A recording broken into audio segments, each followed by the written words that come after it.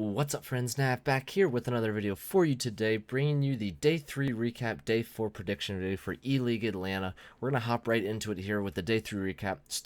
I should say, Day 3 we went 6-2, overall record 15-9. Predicted the first 2 games incorrectly, and then the next 6 correctly, so at least we ended on a high note.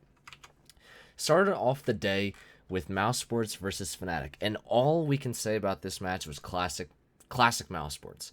A team where they usually have one guy that does the hard carrying, the other 4 weighing him down. Was kind of the case again, where Nico played well for the team, but everyone else on the team kind of sucked, more or less, is what we're going to be saying. Now, Nico didn't have a great game by any stretch. He started off very quickly, but sort of faded as the game went on, and that's sort of a telling sign of how the team did as a whole, right? They started off with like a 5-0 lead, 6-1 lead, something like that, on Dust 2, CT side. And then you could just sort of see it start coming apart at the seams. Fnatic was starting to understand what was going on, what they were doing, and then they had guys, Olaf and Krim specifically. These were the 2 guys that coming into the tournament, people said, if they can play well, Fnatic's going to be a scary team to play against. Are they going to go far in the tournament? Probably not. Could they get out of groups? Yes, of course they could. But they're not going to go far. But if Olaf Meister and Krims are playing well, and the other guys can step up. We saw Dennis today have some great plays. Disco had some incredibly clutch frags and impact frags. If these guys can step up, it's going to be a scary Fnatic team to go up against. And that's what happened. Fnatic started playing well, and then Mousesports crumbled. That's where classic Mousesports comes in. They always seem to sort of falter, sort of crumble, can't really handle the pressure of these big tournaments, and it held up again today. 16-11 was the scoreline on Dust 2.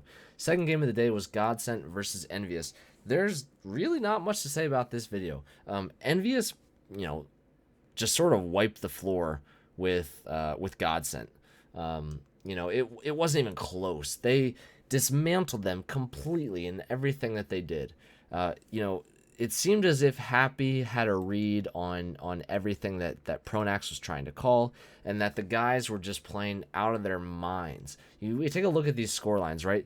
Kenny S, 24-9. Happy, 19-9. The in-game leader is going 19-9. You're going to have a great day. And then you have NBK and Apex following up, doing well. Sixer went even, which is fine. I mean, he had the rest of the guys on his team with these monster performances. He could have gone negative, and they still would have won. So it was just that bad of a day for Godsent, that great of a day for Envious. There's not much to say about this match. Hopefully Godsent can come out tomorrow and play better, and we'll see. Maybe this will give Envious the momentum they need to propel themselves further into the tournament and maybe get into the playoffs come tomorrow's matches. So that was not much to say about that match. It's cut and dry. Godsent lost to Envious on it was on cash. So that was interesting for sure. But the next match was North versus HellRaisers. It didn't look like either of these teams wanted to win. Both of these teams looked very shaky. Poor play out of both teams. And coming from North, we thought there's no way that they can drop out 0-3. Not a chance. This team was playing too good. There's no way. But it looked like that's what was going to happen in this matchup against HellRaisers. But they managed to squeak out the victory in overtime.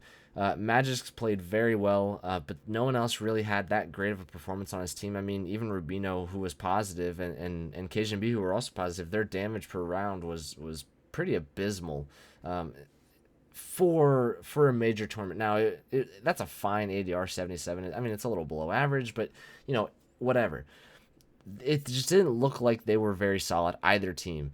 HellRaisers, they talked about it, some of the analysts talked about it at the beginning of the match. Seiko Bondic, and I believe they said Zero or Dead Fox, one of the two, were, 4th to last, 5th to last, and 6th to last, respectively, in terms of just overall statistical play in this tournament, and that's not good. When you have that combination of players on your team, it's not going to go well for you.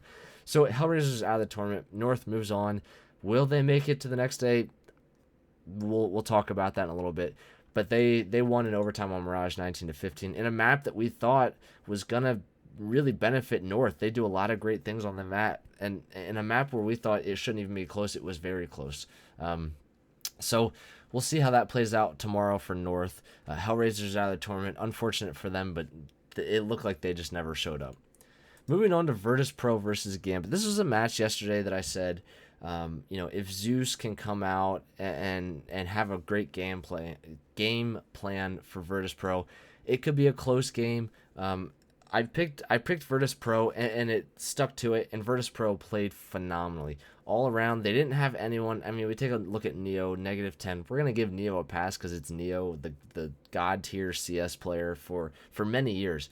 But you look at the rest of the players on the team.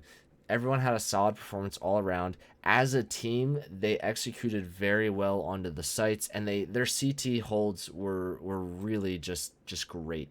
In the first half. Yes, they allowed Gambit to get 7 rounds on the T side, which you look at Old Train, that's incredible. Old Train was kind of like Old Nuke in the fact that you got 3, 4, 5 rounds on Train as on the T side, you were good to go. 8 to 7's not a terrible half for Virtus Pro. Obviously, they turned around. They only allowed Gambit to get 3 rounds on their CT side, which is incredible. But it was a great, solid team win for Virtus Pro. I said yesterday, you can't bet against Virtus Pro. It's a bad idea, especially in these big tournaments where they go clutch. And in the biggest game where they could propel themselves into the legendary status, take the day off tomorrow, they played up to that standard and up to the pressure. And it looked a little bit like Gambit wasn't exactly comfortable. They had some down performances from guys like Zeus and Mo and Doja, who, you look at those guys and they've been playing well. The bright side for Gambit here is that Hobbit played well.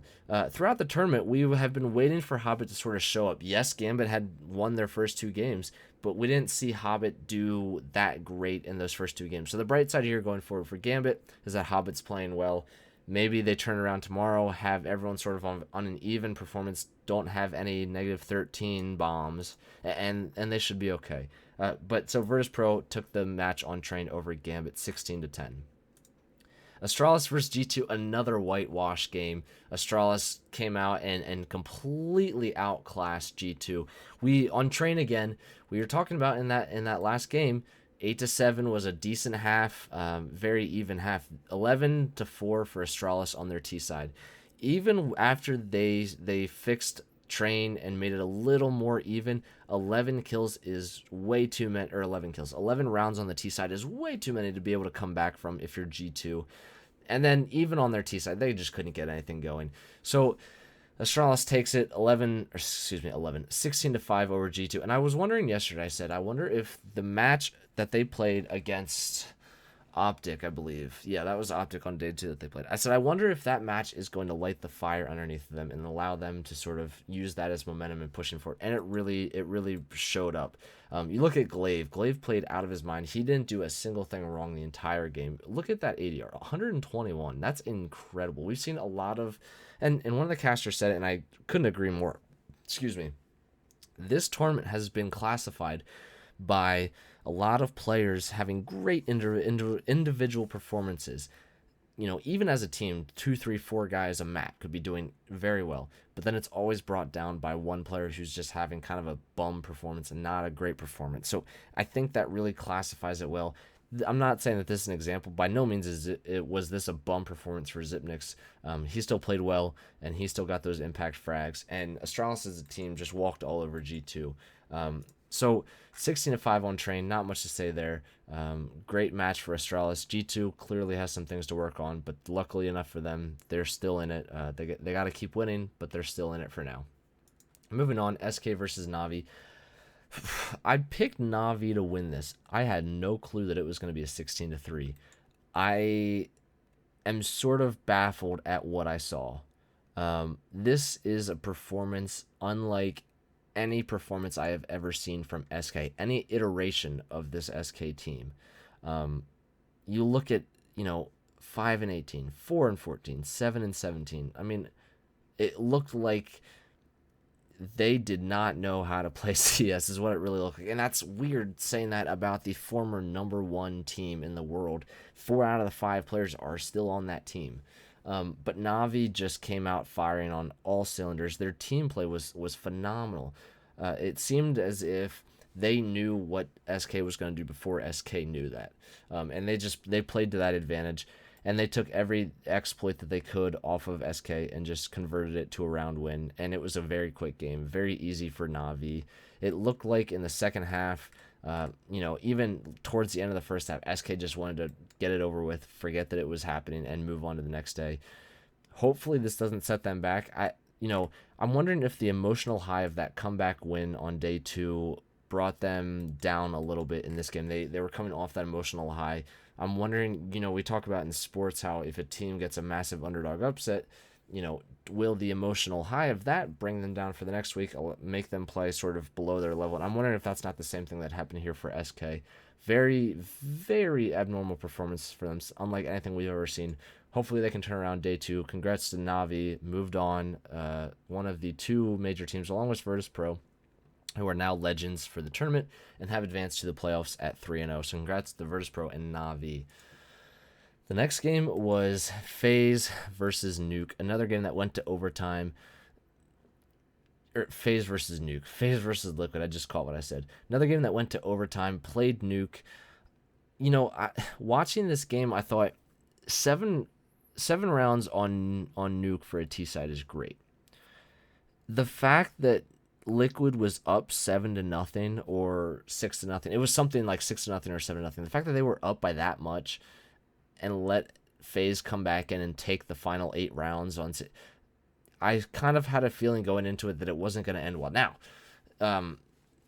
Liquid on the second half managed to play well, got out to overtime 8-7, but in my mind, at the end of the first half, I was sitting there thinking, okay, there's no way that Liquid's gonna win this game. You know, FaZe had all the momentum. Liquid was playing very well early on, and we saw Nitro was leading the team at one point. He ended up being on top of the team as far as rating goes, but wasn't something where we saw, you know, anyone play very well for Liquid. And we knew coming into it, ELEAGUE in the first 2 games had something like 85 kills. That level of performance was not going to be able to hold up. And when he fell down, it would be a matter of the rest of his team rallying around him and picking him up. But that wasn't the case. You know, in those games that ELEAGUE was just going out of his mind, the rest of his team around him was still doing okay. They were just sort of hanging on, but he was hard carrying. Without that hard carry, it didn't look like they were going to be able to do it. Now, I was surprised that they did take it to overtime. You know, I was surprised that it got that far, but it did not surprise me at all that FaZe ended up winning in that overtime. They just played much better than Liquid did. Their strats were better. Their anti-strats were better for what Liquid was trying to do. So FaZe takes it on Nuke 22-18 in overtime. Tough loss for Liquid. Maybe they can bounce back tomorrow, and we'll see what FaZe can do. Maybe that they can advance out of the sort of shake the curse that they have on not getting out of groups and moving on. Final game, Optic versus Flipside. A game again where it looked shaky from both sides. This is what we've seen from Optic throughout this entire tournament is shaky play. The one thing that we should notice here is that Tear topped the leaderboard for the team. That's what we said going into it is what will need to happen from Optic. They had a crazy comeback in the second half and really great play on that on top of them. Hopefully they can use that as the momentum going forward into tomorrow, get some wins. Perhaps, I mean, the odds are stacked against them. I don't think it's going to happen. Perhaps win 2 games tomorrow, get into the playoffs. We'll see. But maybe using this match as a platform to spring themselves forward. Looking at Flipside, statistically even across the board, -2 going down, +1 for Waylander. I said yesterday, Waylander, you know, if Flipside show up and guys like Electronic and Waylander can do well, we'll see if Flipside could take the game. Tactically speaking, they're a great team. They just don't have a ton of firepower, and it showed to be their weakness here is the lack of firepower. They started losing when Optic was going on that crazy comeback. They started losing their 1v1 duels. They started sort of falling apart as a team. Their tactics, you know, fell off because Optic sort of kept them in that econ rut where they just couldn't get any sort of economy going in that comeback. And it showed. Optic powered over them, and we'll see going forward. Unfortunately for Flipside, out of the tournament. Optic lives to see another day, and we'll see what happens. So Optic takes the victory 16-13 over Flipside on Train. Now, going forward to the prediction portion of the video. Day 4 matches here. We have North versus G2 in the first match, Envy versus Fanatic, Mouse versus Liquid, Godsent versus Optic, SK versus Astralis, Gambit versus FaZe. Once these games are over, there will be 3 more matches because at the end of these 6 games, right? That's 6. Yeah, 6. We will have 5 teams that are advanced to the playoffs, 5 teams that are eliminated. That will leave 6 teams in the middle that are at 2-2. Then they will play 3 games. After this Gambit phase game, there will be 3 more games to play. I'm not sure how the matchups are going to be chosen. I don't know if that's going to be random again. I don't know if that's going to be, the winner of this game plays the loser of this game and just keeps going down. I don't know how that's going to happen. But we'll see what happens. So starting off, North G2. This is a matchup where we look at it and say North looked very shaky. G2 has shown in this tournament that they can play well. I'm taking G2 in this matchup simply because North they haven't shown up. They haven't looked good at all in this tournament. Even in the game today that they won, they were playing HellRaisers on a map that North is very good at. Barely squeaked out a win. G2, they had a tough game against Virgos Pro the other day. Today, let's see, they had to play Astralis. Yet another tough game. It's like Optic. Optic's sitting at 1-2 as well. G2 had to play Virgos Pro. They played Astralis, and they played someone. Well, this will tell us. Let's see. They played Astralis, Virgos Pro. Where's G2 and Fnatic? Okay, so their one win was against Fnatic. Their 2 losses against teams that arguably are favorites to win the tournament. Even Astralis sitting at 1-2, or excuse me, at 2-1, still a favorite. So G2, their 2 losses have come against very solid teams. So I'm taking G2. I think they're just going to be the better team over North. And North, hopefully they can turn something around because this has not been their tournament whatsoever. Next matchup of the day, Envy versus Fnatic. Envy looked solid today in their matchup against whoever they played. I forget who they played. Let's take a look. Where's Envy? There they are. Envy looks solid against Godsent. That was the 16-3 matchup that we saw. That was just, what in the world is going on here? They outclassed them in everything that they did, and it really just showed up. But I'm taking Envy in this matchup simply because I don't think Fnatic with Olaf Meister and Crims are going to be able to propel them past Envy. If all their players are hitting shots like they were yesterday and Happy's making the calls that he is, I think Envy is going to be too strong for Fnatic to get past. So we're taking Fnatic here over Envy, Envy over Fnatic. And, I think it could be a close game, right? Olaf Meister and Crims are these players where they are the ultimate game changers. We saw Crims today had a 1v4 hold of the B bomb site. Those plays can change a game. Should they, be able to do that and the other guys on their team can step up, I think that they could take Envy. I just don't see that happening. I see Envy as the stronger team overall, and I see them prevailing over Fnatic. The third matchup of the day, Liquid versus Mousesports. Mousesports, I have no confidence in them whatsoever. That's not to say that I have confidence in Liquid. I have even less in Mousesports. Mousesports just crumbled today. They're a very emotional team, and when they start getting tilted like that, it's over for them, period. I don't think we see Mousesports come out tomorrow and play well at all. I think they're still going to be tilted from today. I think that they can sort of read the cards and say, they're a team that you would see them, and should they think, okay, we're gonna, if we win, we're gonna lose the next match anyway. So, I feel like they're going to be in that mindset. Now, granted, I don't know anyone on Mousesports. I have no insider knowledge. I don't know how it works. That could be just complete nonsense coming out of my mouth. But I'm taking Liquid in this matchup over Mousesports. Liquid, a team where they showed today that everyone can sort of step up. Nitro started stepping up. That's great. Should ELEAGUE be able to play well tomorrow against Mousesports? I don't think it's going to be much of a contest. I don't think it's going to be a blowout, but I don't see Mousesports coming back from what happened today. I see Mousesports getting eliminated here in the third matchup of the day. Liquid prevailing and moving on to sit at that 2-2 mark. The next matchup is Godsent versus Optic. This is a matchup where I struggle to pick here, right? Because I look at Godsent, right? The former Fnatic players in Pronax, Flusha, and JW. I find it very hard to pick against them simply because of their name alone. I think the problem that I have in my mind is that I see that these players that they used to be the world number ones on Fnatic, I can't see past that, right? But in this matchup, I'm taking Optic in this matchup.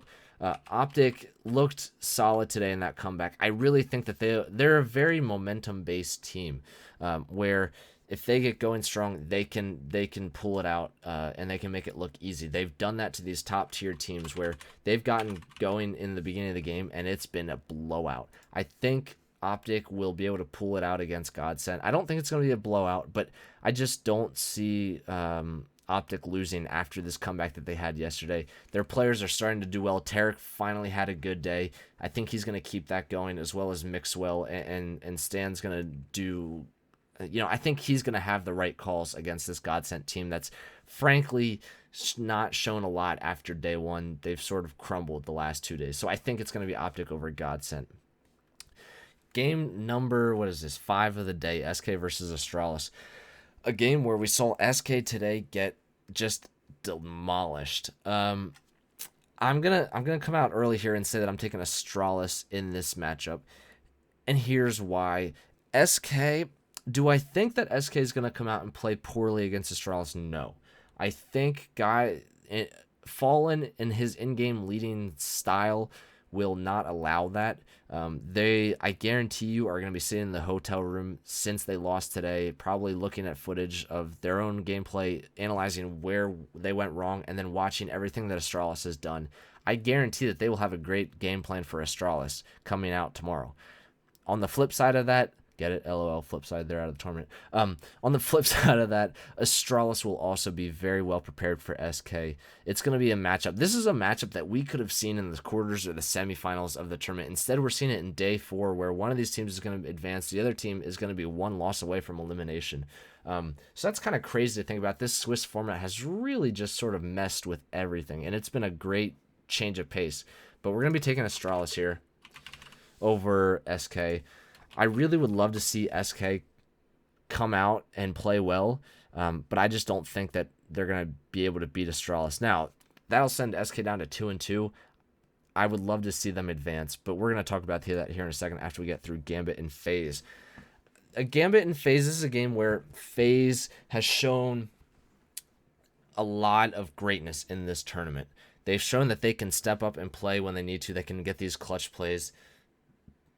Minus the slight choke that they had against SK, and I say slight, it was a pretty big choke, but they've shown, other than that they can have these great matches, and they've shown that they can stick with teams and play well. And then we look at Gambit. They lost today against Virgos Pro, if I'm not incorrect. Yeah, they lost against Virgos Pro, a team where I think is going to win the major. I'm going to come out and say that I'm not predicting them, but I think that they have a very good shot of winning. We're going to save those predictions for later. But I see Gambit taking this victory. Gambit has looked good throughout the tournament in the games that they've won. Even in the game that they lost against Virtus Pro, they still looked good. I mean, let's take a look at the HLTV page. 16-10 is not a terrible scoreline against a team like Virtus Pro. I don't think, and I said this earlier in the video, I don't see Mo coming out tomorrow and going 9-22. I don't see that happening. I think that these guys are going to step up to the plate tomorrow, and I think they're going to play well because they know what's on the line, right? They know that a legend status, a trip to the playoffs automatically, not having to worry about playing that final elimination game. They see that on the cards. I think Gambit's going to come out tomorrow and play well and take the victory over FaZe. Now, looking at this, we will have a couple teams at the end of this. Like I said earlier, at the end of this, we'll have 5 teams that have advanced to playoffs at 3-0 and 3-1, and then we will have 5 teams that have dropped out at 0-3 and 1-3. That leaves us with 6 teams that are going to be sitting at 2-2 that will have to play. Like I said, I don't know how the format's going to work. Let's take a look here at the ELEAGUE schedule, right? It says TBD here, CSGO News, ELEAGUE round 5, match 1. There's no sort of giveaways as to who it's going to be. I would really love to know what this is going to look like. See, looking through here, I don't see anything in here. So I don't know how to make a prediction here. It's going to depend highly on what the matchup is going to be. If we're going off of my predictions, let's just take a quick look here. If we're going off of my predictions, we're going to have FaZe in that. We're going to have SK in there. We're going to have Optic in there. We're going to have Liquid. we're going to have Fnatic, and we're going to have G2. Looking at those teams, it's going to be very matchup dependent. Now, you just know that the CSGO gods, should these predictions pan out the way that they are, and specifically should Liquid and Optic both make it through, you just know that Liquid and Optic are going to get drawn against each other one way or the other. So, you know, that's good and bad. You know, bad in that you can't have both North American teams advance, but good in that you'll at least have one. But it's going to all depend on the draws. Out of those teams, so let's just write those down real quick. So that FaZe, SK, Optic, Liquid, Fnatic, and then G2. Out of these teams, you know, if we take a look here, let's just zoom in a little bit. So out of these 6 teams, that if my predictions are correct, these are the teams that are going to be remaining. They're going to be the ones that have to play. Very matchup dependent, like I said, but I kind of expect the teams to come out of it would definitely be SK to come out. You know, let's just real quick. I would sort of predict SK to be one of the teams that comes out. You know, we take a look at this here. Think maybe Optic, depending on who they match up. I think if Optic matched up against a team like FaZe or a team like Fnatic maybe, or Liquid, I could see Optic coming out of there. And then the final team I think is going to be G2. And this is where it gets a little interesting, right? Because FaZe and G2 I feel like are these toss-up teams. And this leaves, and if you're looking at it, this leaves Fnatic out in the cold. This leaves Olaf Meister and Crims out of the playoffs. That's going to be a hard pill to swallow. But like I said, this is all very matchup dependent upon who advances. SK and Optic could square up against each other. SK and G2 could square up. One of those teams could get knocked out. So these aren't real predictions for me. I'm just kind of saying these are the teams I would expect to come out. But if matchups are different, I mean, it could be FaZe, Liquid, and Fnatic to come out instead of SK, Optic, and G2. We just don't know. So we're not going to count those as predictions, but that's just going to kind of be our rough estimation. We'll leave that there for tomorrow and just see what happens. But I'm really looking forward to these games. Hopefully it's a bunch of great CS. Thank you so much for the feedback on the last couple of videos that I've done. It's really been fun to see what you guys have been predicting against what I've done and how you guys have performed. So again, let me know in the comment section what your predictions are, how your tournament predictions have been looking so far, and looking forward into the tournament. Who do you think is going to advance the farthest? Who do you think is going to win the championship on Sunday? Let's just have a conversation, see what everyone's thinking. But anyway, thank you guys for watching this video. Thank you so much, and I will see you in the next video. I'm out. Peace.